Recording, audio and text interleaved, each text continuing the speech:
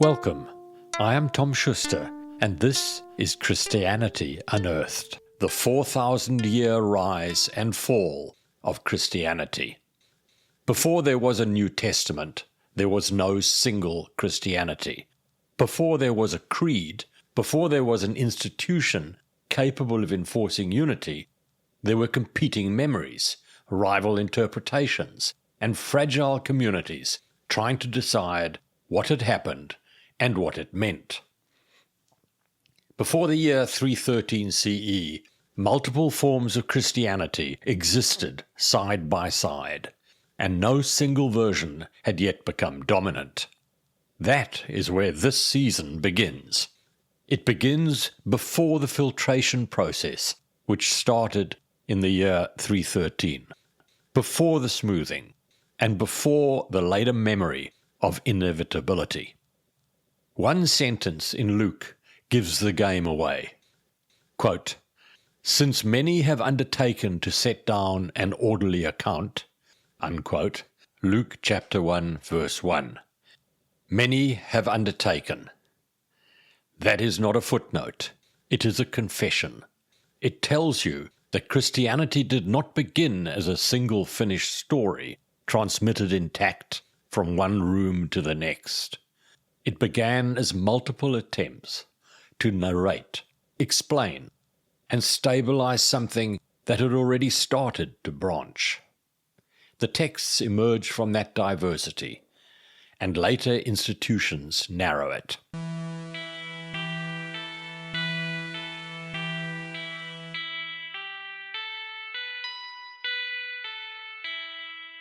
This second season asks what the Bible tells us about Jesus and early Christianity before one version became dominant.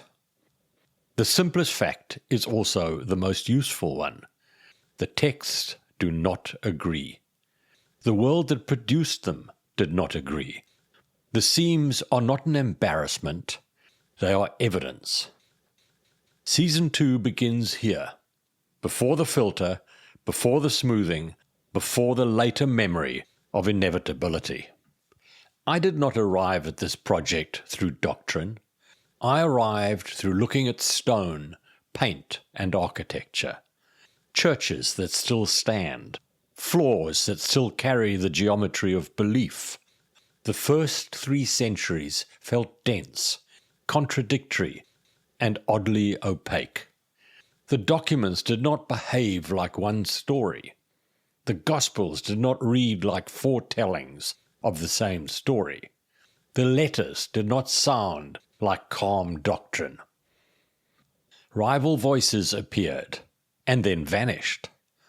Season 1 named the hinge, the moment when everything changed plainly. The year 313, when Constantine legalized Christianity.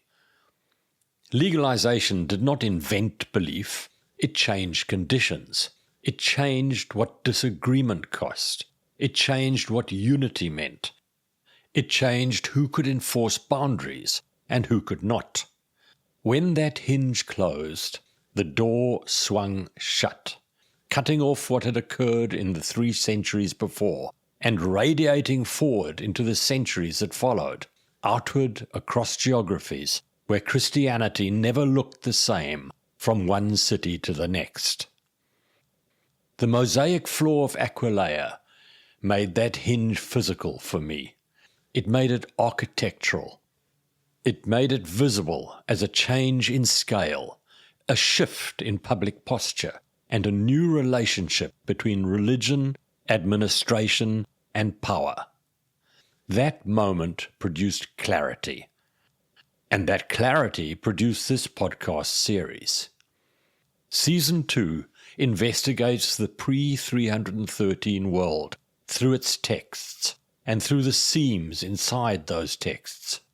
It is not a hunt for a single hidden author behind everything.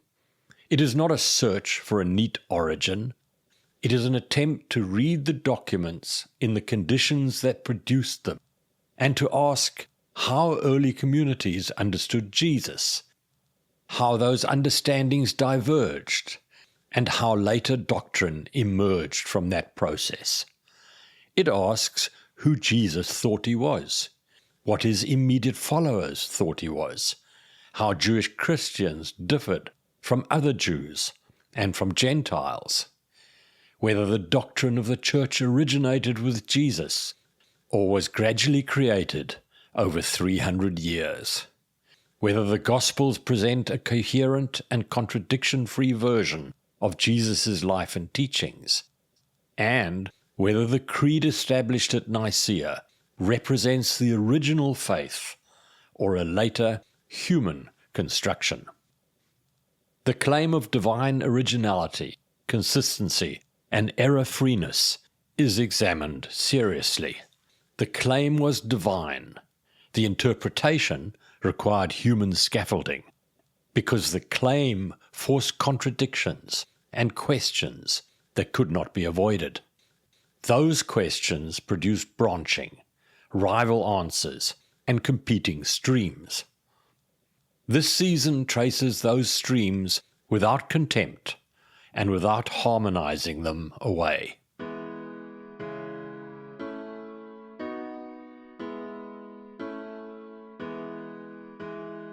Before we begin with the first episode, 2 practical notes. First, quotations will be marked clearly and followed by their reference, because documentary texture matters. Second, when a point was built carefully in Season 1, it will occasionally be flagged briefly, and then the narrative continues. The purpose is to keep speed, without repeating whole explanations. None of this is possible without a long chain of people across 2,000 years.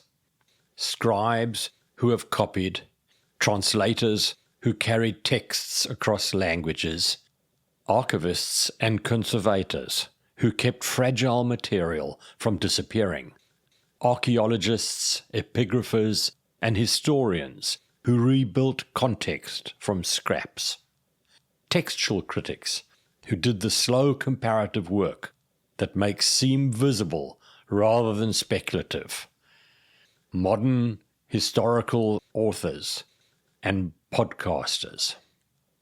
For those who believe, historical understanding need not weaken faith. It can replace fragile certainty with a stronger one, a faith that no longer depends on a simplified story the documents themselves simply do not support. For those who approach this historically, the survival of an organization through persecution, rivalry, internal fracture, and later imperial integration is one of the most fascinating institutional stories in human history. Season 2 begins with the simplest fact and the most useful one. The texts do not agree. The world that produced them did not agree. The seams are not an embarrassment. They are evidence. The task is not to resolve the differences, but to understand why they exist. Episode 1 begins there.